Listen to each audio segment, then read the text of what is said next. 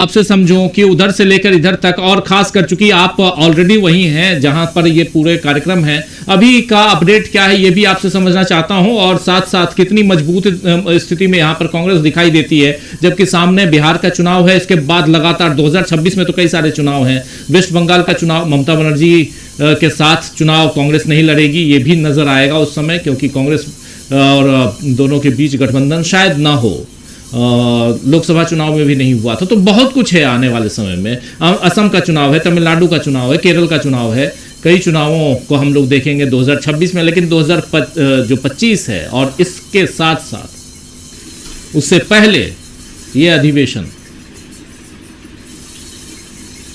शकील जी। जी राजीव जी, बहुत ही महत्वपूर्ण अधिवेशन है ये अधिवेशन ऐतिहासिक अधिवेशन है, क्योंकि इस अधिवेशन के जरिए कांग्रेस जो है पूरे देश में एक मैसेज दे रही है कि डरने की जरूरत नहीं है। कांग्रेस जो है उस विपक्ष का नेतृत्व करने को तैयार है जो विपक्ष कहीं कहीं बीच बीच में थोड़ा इधर उधर हो जाता है, जो नीतीश कुमार कहते हैं कि इधर हो गए थे, उधर हो गए थे। अब क्या है कि कांग्रेस ने यहां पे इस अधिवेशन के जरिए जो है ये बता दिया है कि गुजरात के अंदर मोदी जी उतने मजबूत नहीं है, लेकिन सिर्फ वोटों के बंटवारे के कारण, राजनीति को मैनेज करने के कारण और दूसरी जो टैक्टिक्स होती है उनके कारण वो सत्ता में वापस आ रहे हैं। और ये बात बिल्कुल सही है। अगर कुछ लोग भी जो यहां आए हुए हैं अगर सही से लिख दें तो ये बात पूरे देश में चली जाएगी, क्योंकि सारे लोग यहां पे ये बता रहे हैं कि 2017 के चुनाव में इन्होंने क्या क्या किया था, किस तरह ये हार से बचे थे, और वो काम जो कांग्रेस पहले कभी करती नहीं थी वहां उस वक्त नहीं कर पाई। अब नई कांग्रेस उसको किस तरह समझेगी, किस तरह कर पाएगी, ये देखना बहुत ही महत्वपूर्ण होगा। आज की आपने जो बात की है, तो आज जो है अभी इस वक्त साबरमती आश्रम में कल्चरल प्रोग्राम चल रहे हैं, और गांधी जी ने, आपको मालूम है कि कल्चर के जरिए, सांस्कृतिक कार्यक्रमों के जरिए, इनके जरिए ही देश में अपना संदेश दिया था। वहां पे राहुल गांधी गए हुए थे, और राहुल गांधी जो है ऐसे सारे कार्यक्रमों में बहुत ही मन से शामिल होते हैं। अब जो है कल का जो सेशन है वो बहुत इंपॉर्टेंट सेशन है। उस सेशन में क्या क्या प्रस्ताव पारित होंगे हमने कुछ बताया है, जिसके बारे में आज कांग्रेस ने बताया कि ये प्रस्ताव पारित हो सकते हैं वो। और दूसरी बात कि उस ओपन सेशन में मल्लिकार्जुन खड़गे क्या बोलते हैं, राहुल गांधी क्या बोलते हैं, सोनिया गांधी क्या बोलते हैं, और डायरेक्ट अपने एआईसीसी के मेंबरों से बात करते हुए वो क्या संदेश देते हैं। अभी तक की जो माहौल है, जो खबरें हैं, जो लग रहा है वो ये लग रहा है कि इस बार राहुल गांधी जो है बहुत साफ शब्दों में अपने लोगों से कुछ चीजों के बारे में बात करने जा रहे हैं। उसमें से एक है कांग्रेस के संगठन के बारे में। कांग्रेस के संगठन में राहुल गांधी चाहते हैं कि जमीनी लेवल से जो है लोगों को ज्यादा ताकत मिले। उनका यह मानना है राहुल गांधी का कि अभी ऊपर बैठे हुए लोग सारी ताकत का उपयोग करते हैं, और नीचे के लोग, जिसे ब्लॉक कांग्रेस कमेटी है, जिला कांग्रेस कमेटी है, वो अपनी ताकत का उपयोग नहीं कर पाती है। तो जिला कांग्रेस कमेटी को ज्यादा अधिकार देने की बात जो है कल के सेशन में बहुत जोर से उठेगी, और उसको राहुल का पूरा समर्थन है। इसलिए इस बात को देखा जाएगा कि क्या किसी प्रस्ताव में जिला कांग्रेस कमेटियों को वास्तविक अधिकार देने की बात होती है, और उसको किस तरह से किया जाता है। क्योंकि अभी तक जो काम इस तरह से कभी नहीं हुआ था। सोनिया गांधी जी ने किया था, ब्लॉक कांग्रेस कमेटियों का एक दिन का सम्मेलन किया था करीब 15 साल पहले, 16-17 साल हो गए होंगे दिल्ली में। लेकिन राहुल गांधी ने 3 हिस्सों में बांट के अभी 700 से ज्यादा जिला अध्यक्षों का सम्मेलन कर दिया यहां आने से पहले। इसको बहुत ही महत्वपूर्ण माना जा रहा है। यहाँ पे आए हुए जितने भी एआईसीसी के मेंबर है या दूसरे लोग आ चुके हैं, वो कह रहे हैं इस बात को कि जिला अध्यक्षों की बात सुन के राहुल ने समझने की कोशिश की है कि वाकई गांव में, देहात में हो क्या रहा है, और लोग जो है कांग्रेस से चाहते क्या है। देखिए ये बात तो बड़ी क्लियर हो गई है, सारे लोग इस बात को कहते हैं कि वो बदलाव चाहते हैं। लेकिन बदलाव का रास्ता क्या हो। मोदी जी हमेशा एक ही बात कहते हैं, बीजेपी एक ही बात कहती है कि ठीक है मोदी जी नहीं तो उनके बदले कौन। अब कांग्रेस इसी दिशा में काम कर रही है कि उनके बदले हम हैं, संपूर्ण विपक्ष को लेके आपके साथ में। और इसको अगर इस मैसेज को ठीक तरह से पहुंचा दिया तो आप देखेंगे कि बिहार के चुनाव में एक बड़ा जबरदस्त परिवर्तन हो सकता है।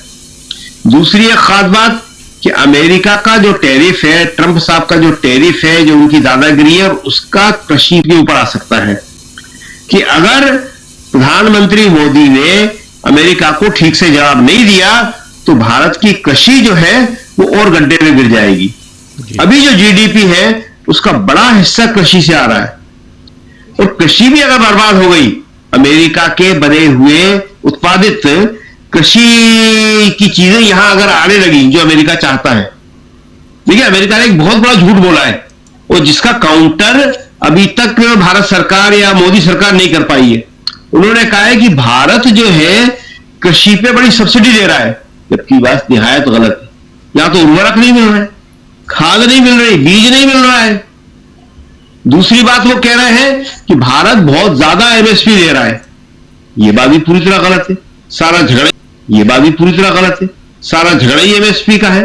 700 से ज्यादा किसान ही इसलिए मरे हैं, वो एमएसपी पे कानूनी गारंटी चाहते हैं जो मोदी सरकार दे नहीं रही है। तो ये जो है एक नैरेटिव जो है कहां से अमेरिका में चला गया और अमेरिका कह रहा है, और इसका जो जोरदार खंडन होना चाहिए था वो मोदी जी ने नहीं किया। राहुल को एक मौका मिला था लोकसभा में तो राहुल ने कहा था इस बात को। तो राहुल कल इस बात को किस तरह से पेश करते हैं और क्या प्रस्ताव पास करता है, इस पे जो है भारत की खेती किसानी जो है बहुत हद तक डिपेंड करेगी। दूसरी चीज जो लघु और छोटे उद्योग है, लघु और छोटे उद्योगों को चीन और अमेरिका दोनों मिलकर तबाह कर रहे हैं। अमेरिका टैरिफ बढ़ा के कि जो भारत से माल अमेरिका जाता है, टैरिफ जो बढ़ गया है उसके बाद भारत का जो औद्योगिक जगत है वो कुछ कर नहीं पाएगा। और चीन से सस्ता माल आने पे आप रोक नहीं लगा पा रहे हो। तो समस्या सबसे बड़ी ये है जिसके ऊपर का बड़े विस्तार से चर्चा होगी कि सिर्फ हिंदू मुसलमान करके आप देश को कब तक बहला सकते हो, और उसके खिलाफ कांग्रेस जो है आर्थिक नीतियों को सामने लाके किस तरह से जो है इस सांप्रदायिक राजनीति का रास्ता रोक सकती है। तो कल का दिन बहुत इंपॉर्टेंट है। शकील जी, एक खबर चल रही है कि राहुल गांधी, सूत्रों के हिसाब से खबर तमाम मीडिया चला रहे हैं कि सूत्रों के हिसाब से राहुल गांधी ने आज कहा है कि हम दलित मुस्लिम ब्राह्मण में उलझे रहे और ओबीसी हमारा साथ छोड़कर चले गए। क्या ये सही है? नहीं, ऐसी तो कोई खबर नहीं है। ये कहां बोला है राहुल ने? सूत्रों के हिसाब से इसका तो कोई मतलब नहीं है जी। नहीं, वो तो कई बातें चलाई जा रही है। अब वो बातें तो आपको क्या बताएं, आप देख रहे होंगे। एक बात चलाई जा रही है कि प्रियंका गांधी को कोई बहुत बड़ा मिलने वाला है। अरे प्रियंका को अगर कुछ मिलेगा वो एक अलग मुद्दा है बिल्कुल, लेकिन सेशन में थोड़ी कोई अनाउंसमेंट होता है। वो तो एक प्रशासनिक गतिविधि होती है जो कांग्रेस अध्यक्ष करते हैं और उसका जो नोटिफिकेशन है वो निकलता है। ये एआईसीसी सेशन में नीतियों की बात होती है, पॉलिसीज की बात होती है, यहां पे कार्यक्रमों की बात होती है। यहां पे ये थोड़ी होता है इसका ट्रांसफर करके इसको वहां पे लगा दो। तो अब देखिए मीडिया क्या चला रहा है क्या नहीं चला रहा, हमने बताया ना अभी आपको। अभी जो ऑफिशियल प्रेस ब्रीफिंग हुई, केसी वेणुगोपाल थे उसमें, जयराम रमेश थे उसमें, पवन खेड़ा थे उसमें, विस्तारित सीडब्ल्यूसी की ऑफिशियल ब्रीफिंग बड़ी महत्वपूर्ण होती है क्योंकि उसमें कांग्रेस बताती है ऑफिशियली कि हमने इन विषयों पे बात करी, ये हमारे प्रस्ताव होने वाले हैं। उसमें पहला सवाल ही था, वेरी फर्स्ट क्वेश्चन, कि साहब प्रियंका गांधी क्यों नहीं आई? जो आए हैं 158 उनकी आप बात नहीं कर रहे जी। केसी वेणुगोपाल ने कहा कि 20 लोग नहीं आए, अलग अलग कारणों से नहीं आए 20 लोग। और प्रियंका जी जो है बता के गई है, ऑफिशियली सूचना दे के गई है। बिल्कुल। और हमने बताया फिर कि वो कारण क्या है। घर में परिवार में किसी निकट के आदमी की तबीयत अगर खराब हो तो कोई भी क्या करेगा? जिनके घर परिवार है वो तो जाएगा, उसकी देखभाल करेगा। बड़ी चिंता है। और प्रियंका गांधी कोई ऐसी किसी पद पे नहीं है, वो महासचिव है, तो महासचिव भी बिना किसी कार्यभार के हैं वो, तो उनके पास ऐसा कुछ है भी नहीं, तो उनके न आने से किसी विषय विशेष पर कोई बड़ा प्रभाव पड़ने वाला है। लेकिन है ये सारी बातें। तो इस तरह की देखिएगा खबरें तो बहुत चल रही हैं, उनमें जो खबरें हैं उनका कोई ओर छोर होता नहीं है लोगों के पास। अब चलाना वही है ना, एक तो वो जो गोदी मीडिया है वो मांगता भी वही है ना कि उसको वही खबरें चलाना है, वही चीजें बताना है, तो अब उसका कोई इलाज है नहीं है। लेकिन हाँ, कांग्रेस ने एक बात जरूर करी है कि वो अब सख्ती दिखाने लगी है। अभी एक चैनल के खिलाफ कांग्रेस क्या करेगी क्या नहीं करेगी पता नहीं, लेकिन आपने देखा होगा कि अखिलेश यादव ने बड़ा तगड़ा स्टैंड लिया है। मतलब एक चैनल पे एक एंकर और एक मुख्यमंत्री बैठ के मैं आपसे एक सवाल पूछता हूं और आप एक शब्द उसका जवाब दीजिए। अभी हम लोग बैठ के इसको करें तो हम लोग अगर करेंगे भी तो कोई सवाल अगर आप करेंगे तो कोई गंभीर सा जवाब देने की कोशिश करेंगे, कोई ढंग का, किसी का मजाक उड़ाने का, किसी की निंदा करने का, चुटकुले सुनाने का जी, वो तो हम सब कर नहीं सकते कोई भी। तो सबको मालूम है कि किस तरह एक एंकर ने और एक दिल्ली की मुख्यमंत्री ने वो काम किया, उसकी कोई निंदा नहीं। लेकिन जब अखिलेश से बात पूछी गई तो अखिलेश ने कहा कि हम उस चैनल का बहिष्कार करते हैं। लेकिन साथ में एक बात कही कि उसको कांग्रेस का समर्थन था। हमने आज लिखा कि कांग्रेस का समर्थन था, अखिलेश यादव कह रहे हैं, तो कांग्रेस को भी तो स्टैंड लेना चाहिए, कांग्रेस को भी तो बोलना चाहिए। ये क्या है?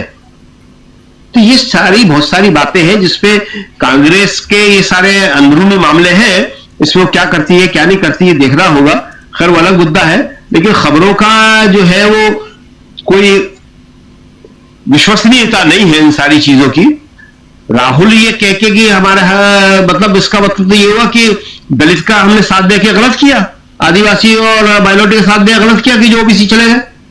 न ओबीसी कहीं गया है, न दलित कहीं गया है, न माइनॉरिटी कहीं गया है, कोई नहीं गया।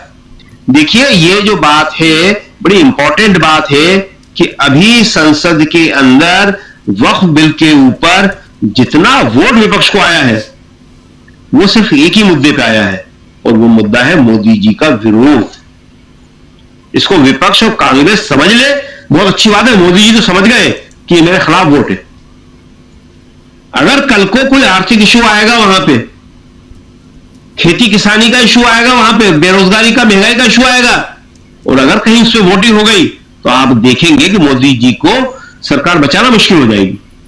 लोगों में बहुत गुस्सा है, लेकिन उस गुस्से को वोटों में तब्दील करना कैसे होगा, यह एक बड़ी समस्या है जी। ये जो समस्या है इसका इलाज कांग्रेस को और दूसरे विपक्षी दलों को खोजना पड़ेगा कि उनकी अपनी समस्याएं क्या है, चुनाव आयोग की समस्याएं क्या है, वोटर लिस्टों की समस्याएं क्या है, ईवीएम की समस्याएं क्या है, दूसरे जितने भी इंस्टीट्यूशन है वो किस तरह ढह गए हैं, तो उनमें हिम्मत भरने की जरूरत है। अभी हम देख रहे हैं, आप देखिए कि यहां पे अभी एक छोटा सा उदाहरण देते हैं आपको, जो अभी दोपहर का लंच आयोजित था वहां पे, तो वो यहां के सर्किट हाउस में था। सर्किट हाउस सरकारी पूरा का पूरा, तो वहां पे कांग्रेस कर रही है। कांग्रेस की इतनी दम है गुजरात के अंदर कि सारे के सारे जितने भी आयोजन कर रही है वो सरकारी या अर्ध सरकारी सारे के सारे ऑडिटोरियम है, वो वहां कांग्रेस कर रही है, कांग्रेस उसको लिया है। बिल्कुल। तो ये दम किसकी है? ये दम एक तो कांग्रेस की है, और दूसरा यहां के प्रशासन पे या पुलिस पे या उस पे उस तरह का खौफ नहीं है। जो नियम कानून कायदे से होता है वो सब कर रहे हैं, बहुत बढ़िया कर रहे हैं। उस डर को पूरे देश से मिटाना पड़ेगा, यही संदेश देना पड़ेगा कि डरने की जरूरत नहीं है। राहुल का नारा बहुत अच्छा है, डरो मत, लेकिन डरो मत किस तरह राहुल पहुंचा पाते हैं ये देखने की बात होगी। जी राजीव जी। बिल्कुल बिल्कुल। एक बार फिर आना चाहता हूं अनिल जी आपके पास। अनिल जी, आवाज आ रही है मेरी?